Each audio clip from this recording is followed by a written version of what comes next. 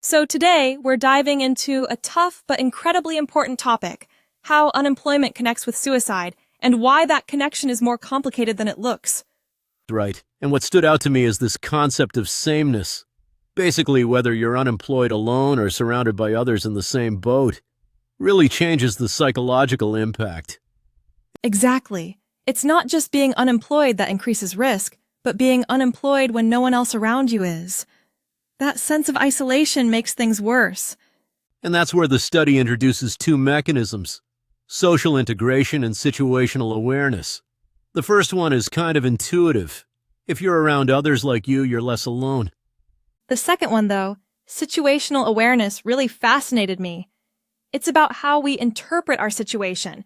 If the whole country's in a downturn, you're less likely to see job loss as your own failure.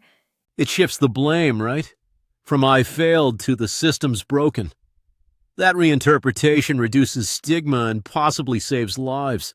It's such a deep insight. The study even found that during the Great Recession, suicide among the unemployed didn't spike as much as you'd expect. Because so many were unemployed, it felt less personal. Yeah, and once the economy improved and unemployment fell, the suicide risk for the unemployed increased, because suddenly they were back to feeling like outliers. Which is paradoxical, right? You'd think recovery would help, but for some, it makes things harder, socially and emotionally. One thing I appreciated was how the study pulled together multiple levels: individual data, community context, even national trends. That multi-level approach helped show just how interconnected everything is. And they didn't just theorize. They used data from the CDC and census to really map out who's affected, where, and when. But even with all that data, the authors admit it's hard to prove causality. People self-select into communities, and not all suicides are reported accurately. Still, the patterns are too strong to ignore. And it gives policymakers a direction.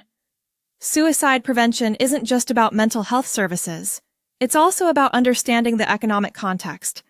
And maybe even reframing unemployment itself. If more people saw it as a societal issue, not a personal failure, we might see different outcomes.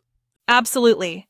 There's also a hint of optimism here, building community awareness, reducing stigma, and talking about shared experiences could be part of the solution. It's not just about jobs, it's about meaning, identity, and connection.